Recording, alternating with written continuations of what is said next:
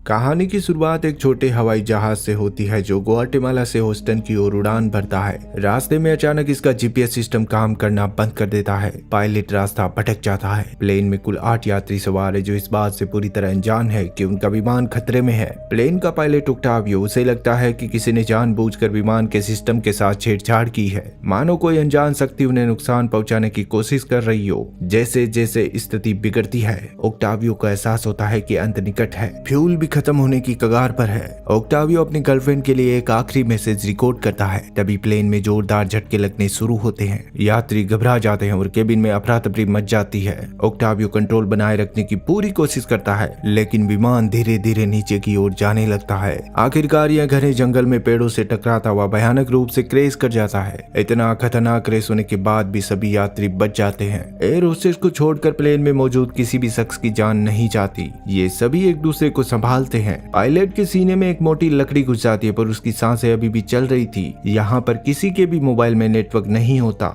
ये एक मेक्सिकन जंगल के बीचों बीच फंस चुके हैं, जहाँ से पैदल निकल पाना लगभग नामुमकिन है। एयर होस्टेस की बॉडी को ये अपने बेस से थोड़ा दूर रखाते हैं। अब ये सभी के सभी एक दूसरे को इंट्रोडक्शन देते हैं। एमी और डेन एक कपल जिनकी नई नई शादी हुई है। ये हनीमून से वापस अपने घर जा रहे थे। ट्रेविस और लिसा एक मिडिल एज कपल है जो अमेरिका में मोटल चलाते हैं और अपनी गर्मी की छुट्टियां एंजॉय करने निकले थे। जैक इंश्योरेंस कंपनी में एजेंट का काम करता है और अपने काम के सिलसिले में ही वो ग्वाटेमाला आया था। केविन ने डॉक्टर की ट्रेनिंग ली है और अब वो मेडिकल चलाता है। सोनिया एक अमेरिकन लेडी है जो खुद को एक ट्रेवलर बताती है। कार्लोस एक एमएमए फाइटर है। 3 दिन बाद उसकी एक बहुत बड़ी फाइट होने वाली है और इसी के लिए वो ह्यूस्टन जा रहा था। इस प्रकार ओक्टावियो को मिलाकर यहाँ पर कुल 9 लोग मौजूद है और अब ओक्टावियो भी होश में आ जाता है। जैक उससे पूछता है, क्या तुम बता सकते हो क्या हुआ था? ओक्टावियो काफी दर्द में होता है। वो बार बार बस एक ही बात कहता है, इसमें मेरा कोई फॉल्ट नहीं था। जैक कहता है, हम तुम्हें ब्लेम नहीं कर रहे, हम बस ये जानना चाहते हैं कि प्लेन क्रैश कैसे हुआ। ओक्टावियो को बोलने में काफी दिक्कत हो रही होती है।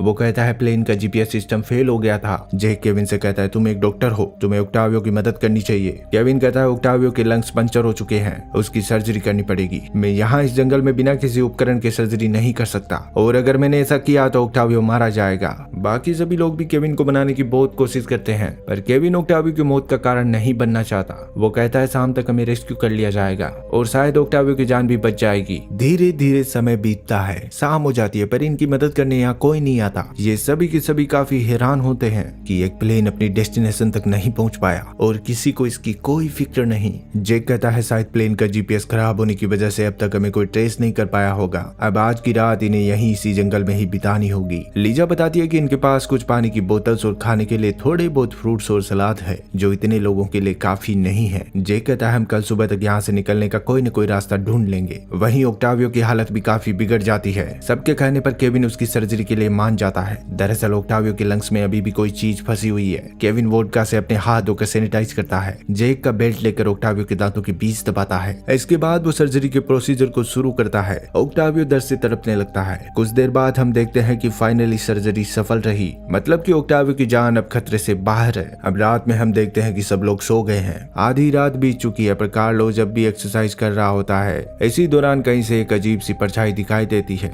ये चीज इन सब पर नजर रखे हुए थी और अब वो परछाई किसी का दम घोटकर उसे मौत के घाट उतार देती है। सुबह होती है और सबको पता चलता है कि ओक्टावियो मारा गया। केविन उसकी मौत का जिम्मेदार खुद को मानने लगता है। जैक कहता है, इसमें तुम्हारी कोई गलती नहीं, अगर तुम सर्जरी नहीं भी करते फिर भी ये मारा जाता। यहाँ सबको लग रहा होता है कि ओक्टावियो की मौत सर्जरी में कॉम्प्लिकेशंस की वजह से हुई है, पर इसके लिए कोई भी केविन को जिम्मेदार नहीं ठहराता। जैक और केविन मिलकर ओक्टावियो की बॉडी उठाकर उसी जगह रखाते हैं जहाँ उन्होंने पहले एयर होस्टेस की बॉडी को रखा था। जब वो बॉडी को ले जा रहे होते हैं तभी ओक्टावियो का मोबाइल बेस पर गिर जाता है। डेन ये देख लेता है और चुपके से मोबाइल उठाकर अपने पास रख लेता है। मौका मिलते ही डेन ओक्टावियो की बॉडी के पास जाता है और उसकी एक उंगली काट कर ले आता है। लिसा ट्रेविस को बताती है कि मुझे लगता है ओक्टावियो का मर्डर हुआ है। तुमने उसकी बॉडी और लिप्स को नोटिस किया कैसे नीले पड़ गए थे? ऐसा नेचुरल डेथ में नहीं होता, जरूर किसी ने उसका मर्डर किया है। पर ट्रेविस को लिसा की बातों में ज्यादा दिलचस्पी नहीं होती। वो कहता है, जैसा तुम सोच रही हो वैसा कुछ नहीं है, ये बस तुम्हारे मन का वहम है। आगे डेन उस उंगली से ओक्टावियो का मोबाइल अनलॉक कर लेता है। मोबाइल में कुछ फुटेज होती है। इसके अलावा एक वीडियो भी होता है जिस पर नंबर लॉक लगा था।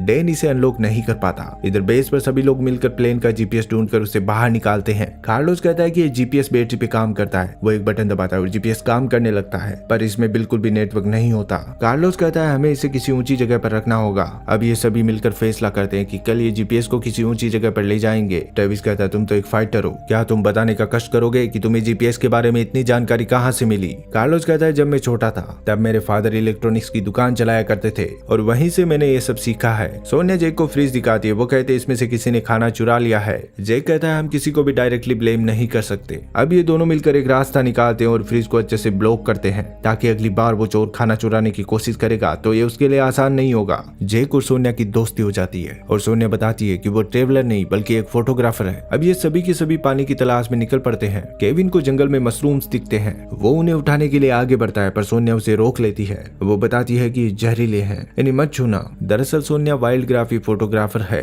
इसलिए उसे जंगल के बारे में काफी जानकारी है। आगे इन्हें जंगल में पानी भी मिल जाता है। अचानक इन्हें गोली की आवाज सुनाई देती है। ये सभी दौड़कर उस तरफ जाते हैं। यहाँ उनके सामने ट्रेविस गन लेकर खड़ा होता है। इनमें से किसी को भी नहीं पता कि ट्रेविस के पास गन भी है। ट्रेविस बताता है कि शिकार करना उसकी हॉबी है और अभी अभी उसने एक बंदर का शिकार किया है जो रात में हमारे डिनर के लिए काफी होगा। अब रात में केविन अपनी बियर्ड सेव करता है। कुछ लोग पानी को गर्म करके पीने लायक बनाते हैं और बाकी बचे लोग उस मंकी को पकाकर खाना तैयार करते हैं। एमी को ये खाना बिल्कुल पसंद नहीं आता, वो अपना हिस्सा ट्रेविस को दे देती है। अगली सुबह ट्रेविस की हालत बिगड़ जाती है, उसके मुंह से झाग निकलने लगते हैं। लीसा हेल्प के लिए चिल्लाती है, सब लोग दौड़कर आते हैं। केविन ट्रेविस को चेक करता है। लीसा सबको बताती है कि कल रात खाना खाने के बाद से ही उसकी तबीयत बिगड़ने लगी थी। एमी को शक होता है कि कहीं खाने में जहर तो नहीं था। डैन कहता है पर वो खाना तो हम सबने खाया था। केविन कहता है इसे फूड पॉइजन हुआ है, जल्दी से सोल्ट लेके आओ। एमी दौड़कर प्लेन में जाती है लेकिन वो देखती है कि फ्रिज को किसी ने ब्लॉक कर दिया है। वो उसे खोलने की बहुत कोशिश करती है पर नहीं खोल पाती और तब तक इधर ट्रेविस की भी मौत हो जाती है।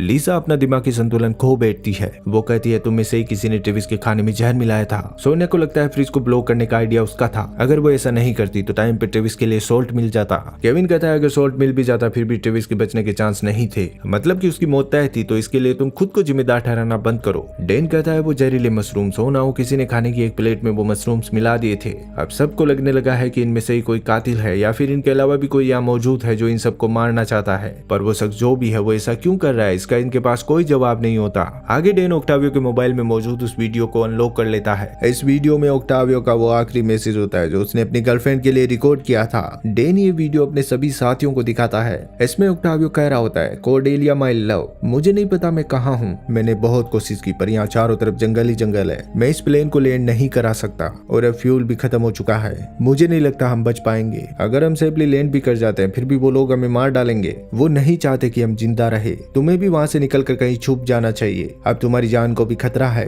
ओक्टावियो का मैसेज सुनकर इन सबके पैरों तले जमीन खिसक जाती है। अब इनका शक यकीन में बदल जाता है कि ओक्टावियो और ट्रेविस दोनों की मौत नेचुरल नहीं है, किसी ने उनका मर्डर किया है। सोनिया कहती है अब अगला नंबर किसका होगा, पर इसका जवाब किसी के पास नहीं होता। अगले दिन कार्लोस जीपीएस डिवाइस के लिए एंटीना बना लेता है और अब ये फैसला करते हैं कि सोनिया, केविन और कार्लोस जीपीएस को लेकर पास की एक ऊंची पहाड़ी पर जाएंगे। रास्ते में कार्लोस कुछ खाकर उसका रेपर वहीं फेंक देता है, जिसको सोनिया उठाकर देखती है और वो जान जाती है कि फ्रिज से खाना चुराने वाला और कोई नहीं बल्कि कार्लोस ही है। जीपीएस डिवाइस काफी भारी होता है, इसलिए ये तीनों बारी बारी से उसे कैरी करते हैं। जब सोनिया की बारी आती है तो कुछ दूर चलने के बाद उसका संतुलन बिगड़ जाता है और वो पहाड़ी से फिसल कर नीचे लटक जाती है। अपनी जान पर खेलकर सोनिया उस जीपीएस डिवाइस को बचाती है और केविन सोनिया का हाथ पकड़कर उसे ऊपर खींच लेता है। फाइनली ये तीनों पहाड़ी के टॉप तक पहुंच जाते हैं। कार्लोस जीपीएस डिवाइस को वहां सेटअप करता है और अब उसमें सिग्नल भी आ जाता है, पर इनके मोबाइल में अभी भी नेटवर्क नहीं होता। अंधेरा होने से पहले इन तीनों को अपने बेस पर वापस लौटना होगा, इसलिए तीनों की तीनों बेस की तरफ निकल पड़ते हैं और अंधेरा होने से पहले अपने अड्डे पर पहुंच भी जाते हैं। अब इन सब के पास एक उम्मीद है कि जल्दी इन्हें कोई बचाने आ जाएगा।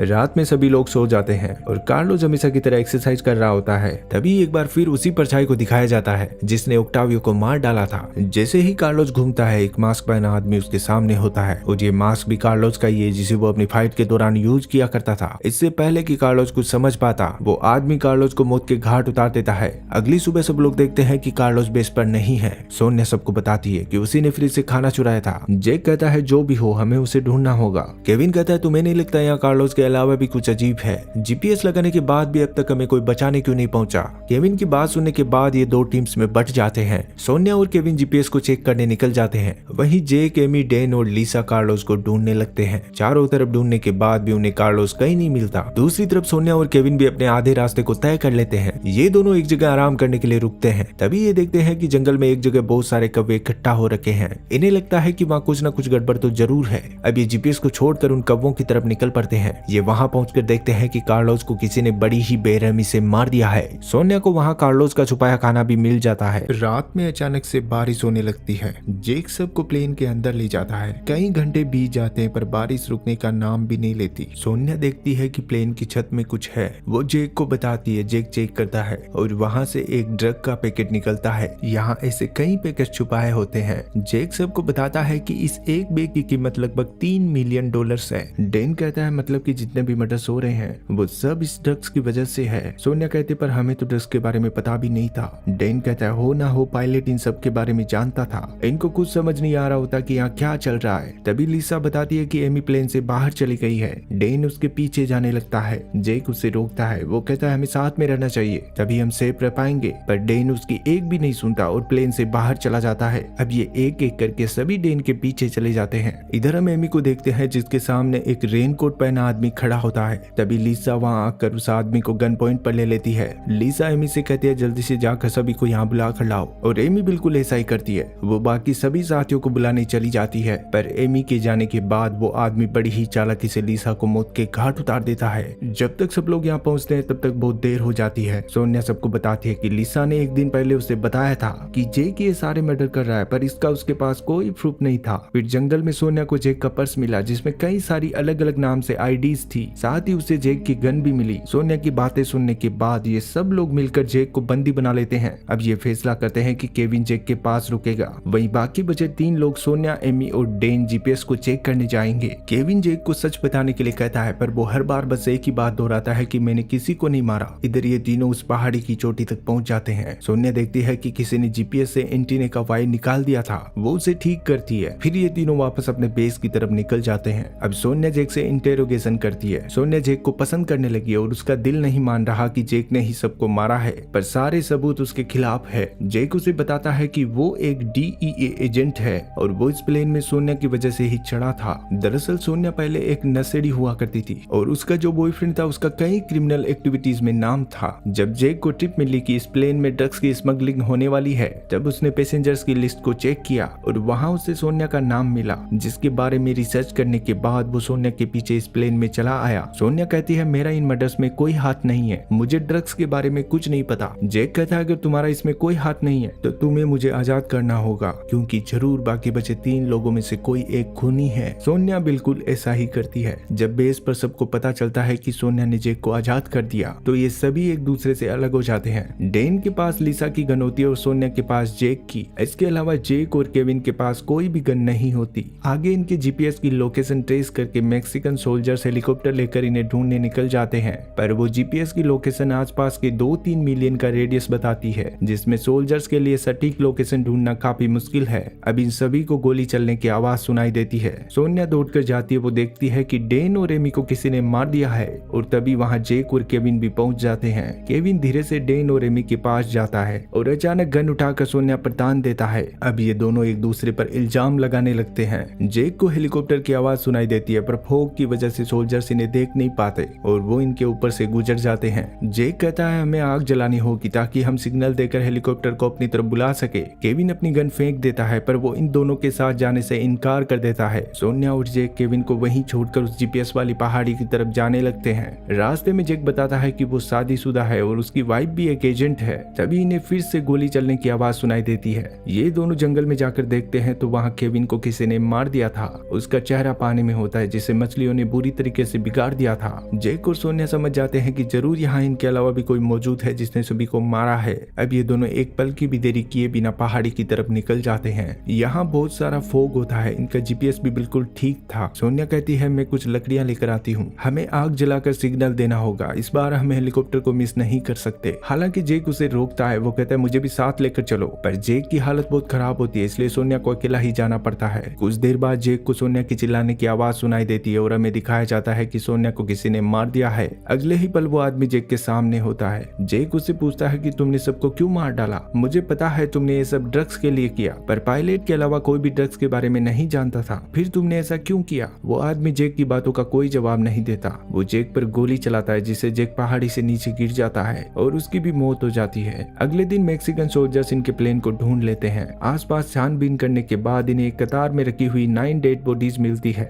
ये देखते ही समझ जाते हैं कि जरूर किसी ने इनका मर्डर किया है। सोल्जर्स इन इन बॉडीज को अपने कैंप में ले जाते हैं। यहाँ इन्हें पता चलता है कि प्लेन में सफर करने वाले कुल 10 लोग थे, पर डेड बॉडी सिर्फ 9 मिली है। ग्वाटेमाला से एक लेडी डॉक्टर इन बॉडीज का पोस्टमार्टम करने मेक्सिको आती है, पर रास्ते में एक दूसरी लेडी कार्डेलियो बड़ी ही चालाकी से उसे मार डालती है और उसकी जगह खुद डॉक्टर बनकर कैंप में चली आती है। कुछ देर बाद यहाँ जेक की वाइफ क्लेयर भी आती है। क्लेयर को पता चलता है कि जेक की बॉडी अभी भी नहीं मिली है। अब वो फेक डॉक्टर वहाँ जाती है जहाँ उन 9 लोगों की बॉडीज को रखा गया है और यहाँ हमें पता चलता है कि केविन अभी भी जिंदा है। दरअसल उसने पेसमेकर का यूज करके अपने दिल की धड़कनें बंद कर ली थी, जिससे सोल्जर्स उसे भी मरा हुआ समझकर यहाँ ले आए। और जो लेडी यहाँ फेक डॉक्टर बनकर आई है वो केविन की साथी है। केविन यहाँ रखी 8 डेड बॉडीज के साथ चीर फाड़ करके उनमें से वो ड्रग्स के पैकेट्स निकालता है। ये पूरा का पूरा षड्यंत्र केविन ने ही बनाया था। केविन और उसकी साथी कार्डेलियो सारे ड्रग्स के पैकेट लेकर यहाँ से निकल जाते हैं और जाते जाते वो इस पूरे रूम को आग लगाकर उड़ा देते हैं। अब केविन के खिलाफ कोई भी सबूत नहीं बचता है। सारी की सारी बॉडीज उस आग में जलकर खाक हो जाती है। मैक्सिकन सोल्जर्स भी इन्हें नहीं रोक पाते। आगे जेक को भी जंगल से रेस्क्यू कर लिया जाता है। जेक की हालत काफी खराब होती है, उसे हॉस्पिटल में भर्ती कराया जाता है। जेक की टीम उससे मिलने हॉस्पिटल में जाती है और अब जेक पूरी कहानी बताता है। वो कहता है हम कभी नहीं समझ पाए कि इन सब के पीछे केविन है। जब प्लेन क्रैश हो गया था तब केविन को लगा कि उसका माल उसके हाथ से निकल जाएगा, इसलिए वो एक एक करके सबको मारता गया और लास्ट में एक डेड बॉडी को खुद के कपड़े पहनाकर उसका चेहरा पूरी तरीके से बिगाड़ दिया, जिससे मुझे भी विश्वास हो गया कि केविन मारा गया है। फिर उसने सभी बॉडीज में वो ड्रग्स के पैकेट छुपा दिए और खुद भी चालाकी से एक डेड बॉडी बनकर उन बॉडीज के साथ ही चला आया। इसके बाद उसने मैक्सिकन कैंप पर हमला करवाया और अपना माल लेकर बड़ी ही चालाकी से वहां से निकल गया, इससे पहले कि केविन देश छोड़कर चला जाए। जेक अपनी टीम के साथ उसे पकड़ने के लिए निकल जाता है। इधर केविन अपनी साथी कार्डेलियो को ड्रिंक में जहर मिलाकर मार डालता है, क्योंकि वो जान गया था कि कार्डेलियो ओक्टावियो के साथ मिली हुई थी। दरअसल ओक्टावियो ने जो लास्ट मैसेज अपनी गर्लफ्रेंड को भेजा था वो गर्लफ्रेंड कार्डेलियो ही थी। इसके बाद केविन सारा ड्रग्स लेकर अपने प्राइवेट प्लेन से निकल जाता है। जेक उसे रोकने की बहुत कोशिश करता है। वो उसके प्लेन पर गोलियां भी चलाता है, पर इसका कोई फायदा नहीं होता। कुछ दूर जाने के बाद केविन देखता है कि उसका फ्यूल खत्म हो गया है। दरअसल जेक की चलाई एक गोली प्लेन के फ्यूल टैंक पे लग गई थी।